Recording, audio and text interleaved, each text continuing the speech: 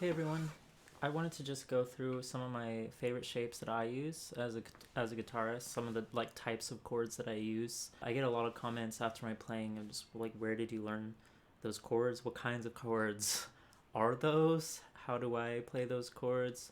That type of thing. I should probably do this in two series. I have a couple, I'd like to split the series into open string shapes and my approach to that. And the simpler one, which is just movable shapes, just ones that I always know will work. I think it makes more sense to start with the simpler one. Let's start with some of my favorite movable shapes. You can play them in any key. For sure, there's all the jazz chords. This is the standard jazz chords, and you can find those with a quick Google search anywhere. But I just divide this into major sevens, minor sevens, and dominant sevens. Anyone trying to get into a little bit more soulful guitar, maybe like Alan Stone type guitar, should learn major seven chords and minor seven chords at least. Yeah, and the dominant. Just go ahead and round out your knowledge of that. So the sixth string root shapes for each. I'm just gonna play at the 5th fret here. Here's the major seven. That's what it sounds like. And so it's just, I'm only playing 4 strings.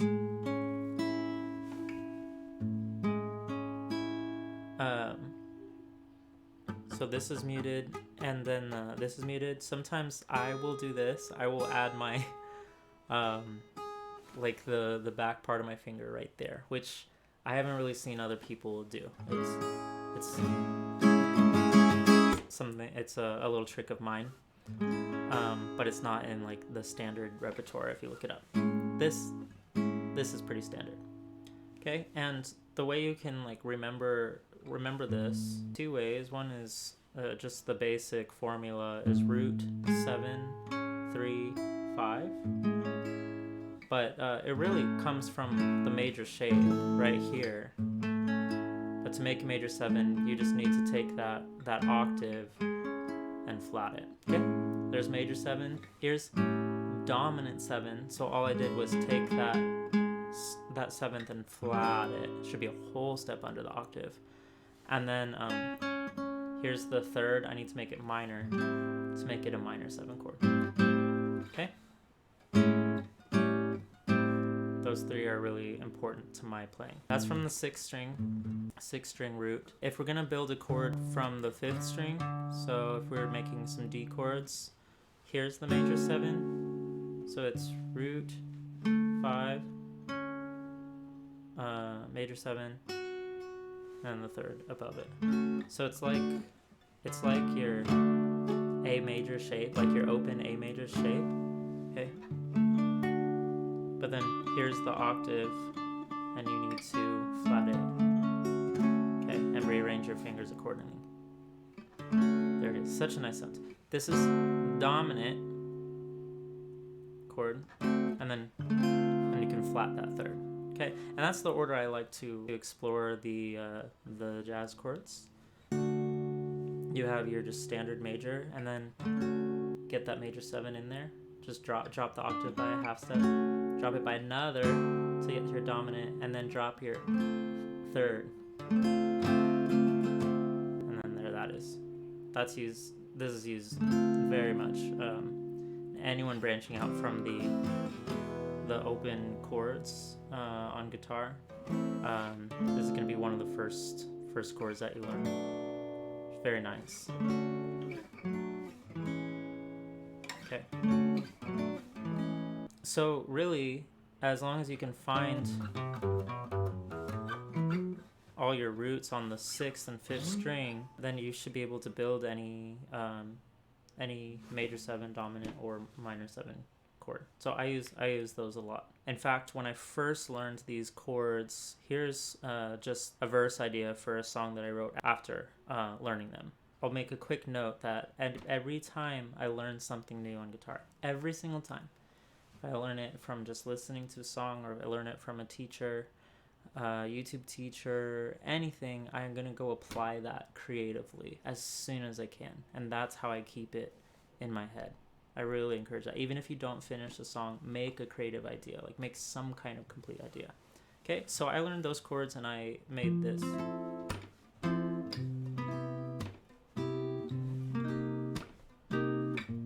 So it's 3 major 7 chords. Here's F major 7, C major 7, and then C minor 7, and then B flat major 7. Later in the song, I use another form of the dominant 7.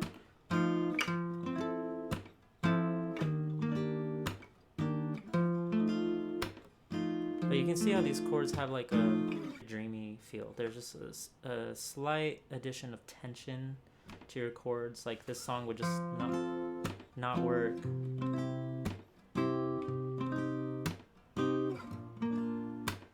It sounds like a Jason Mraz song now, or something. I'm not sure, but I don't quite like it as much. Those 7s just add some sophistication. So yeah, I learned jazz chords and it's like, ooh, let's go use this for non-jazz purposes. And a style was born for me. Okay, so moving past those and without getting into open string chords yet, I started developing some shapes for my own repertoire based on 6s and sometimes like omitting certain notes. So for example, I didn't like so much the dominant shape in my music. Sometimes it was like, I think cheesy is the wrong word, but something close to that, and I just wanted to change up. So I thought it was that dominant 7 there that I wasn't liking, so just made it into a major 6, and then all of a sudden like this shape is one that I really like. And then sometimes I just take that 5th and turn it into a 3rd, and then here we go. So it's root, 3rd, 6, and another 3rd, or a 10th. So really you could see it as an inversion of this note. See? But if you're using D as a D for your context, I don't know, it can still be this major chord, can still have that function. Like if you're going to go 5, 1, 5, 1, like that, you can go 5, 1, and see how this is like a more standard jazzy sound? This has a different color that I really like. So that's a shape I like. 6s, I just started playing with 6s a lot. With a 6-string root, what you do is you take this 7 right here and you drop it down, keep everything else the same, and this I use all the time.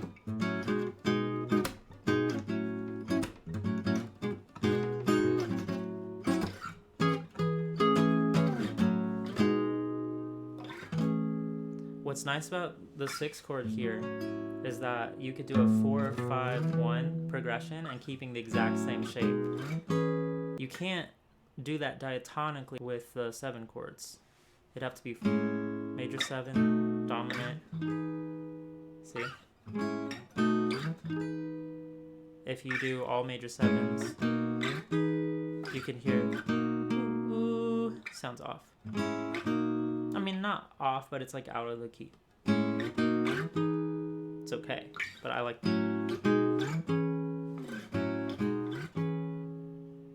the 6 is almost less in your face. So that's a shape I really like.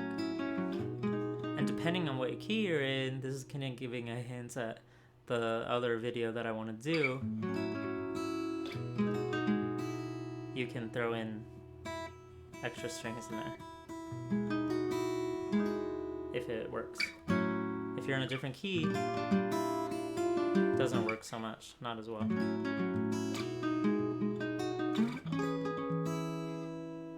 I will just give a quick tip. Like, I check anytime I have a chord that's not all 6 strings.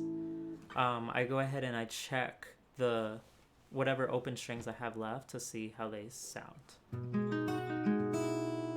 and I get some really, really nice results from that. Okay, anyways, so sixes are nice. Then sometimes I'll drop this 3 to 2. So I have like root 6, 2, or the 9th. And then there's the 5th still in there. This has just a really nice open sound. So I have a song that goes...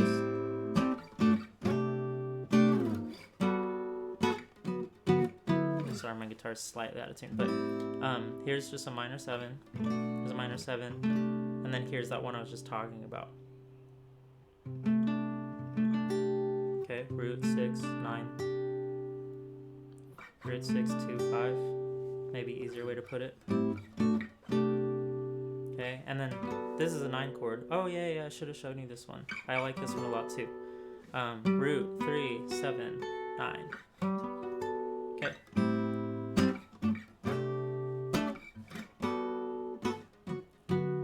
That's the 6, and then dropping the 3 to a 2. There's a dominant chord, add 9. See? And then so it's a lot of the same shapes. Like, they're not that different from each other. But the big thing that I'm doing to get my style is I'm just playing around with moving different notes in the chord up or down. You'd be amazed at how much that can color up your chords without much effort, and you get some voice leading. So ba, da, up on top, da, da, da, da, da, da. Where if I just use the standard voicing, like if I didn't add the 9 there, da, da, da, da, da, da, da, da, da, da, da. But it's nicer. Da, da, da, da, da, da. Voice leading, very underrated part of guitar. So finding the right notes on like one string, like the notes that go together, is what has also led me to a lot of like using different chord shapes in my repertoire, is because I'm trying to get that one note to just move in a slightly better way than it would otherwise. Here's one more example of using these chords. I'll let you know if I find another one I'm not using, like this one. Okay, so here's a major 7, but I'm taking the 5, and I'm just adding a 6 again. But this time I have root, major 7, 3rd, and 6 instead of 5. Okay. Oh, here's a new one. This is your minor 7 chord, but then I take the 7 and I go down to minor 6. So again, 6s. Okay.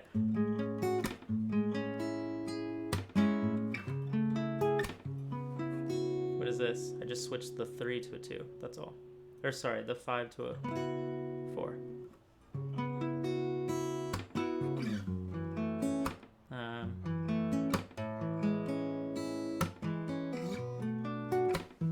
There's that one I was talking about earlier, because I didn't want to use that one. So here's again.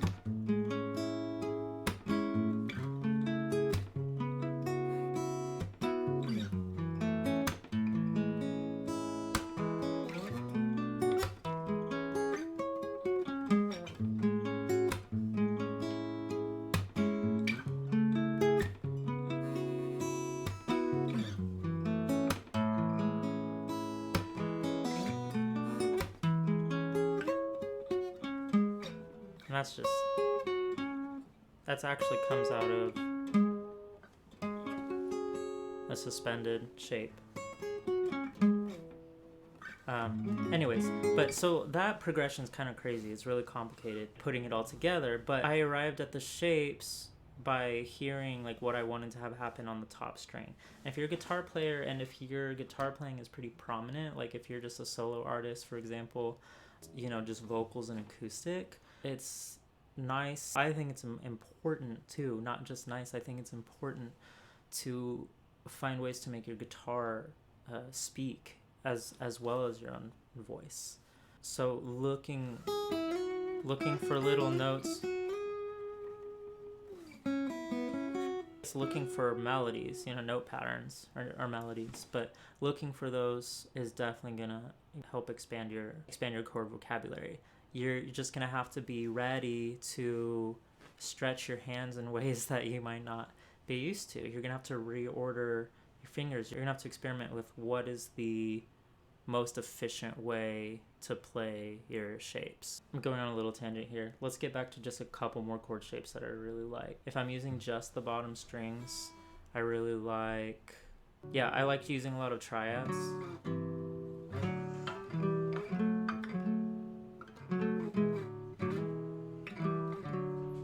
Stuff like that. As a big part of my style is finding three note voicings of chords. You have to know your scales and you have to get to know your key a little bit better. But all those are just major triads. I just practiced finding all those on all the different combinations of 3 strings. There's some really simple seven chords that I like. This is a minor 7 chord because it's just got a root, the 3rd, and the 7th. Root, minor 3rd, and 7th. Really like this shape. You can pretty easily go into major 7th, root, major 3rd, major 7th.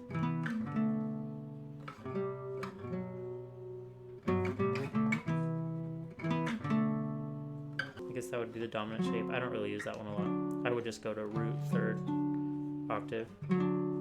And then root, 3rd, major 7th, and then just add the 3rd on top. You can do that too. So root, minor 3rd, minor 7th, 3rd. Root, major 3rd, major 7th, 3rd. So these are just like warmer shapes. Sometimes I just don't care about playing all the strings, which you should not shy away from that decision. You do not have to use all the strings of your guitar for every chord. You could just use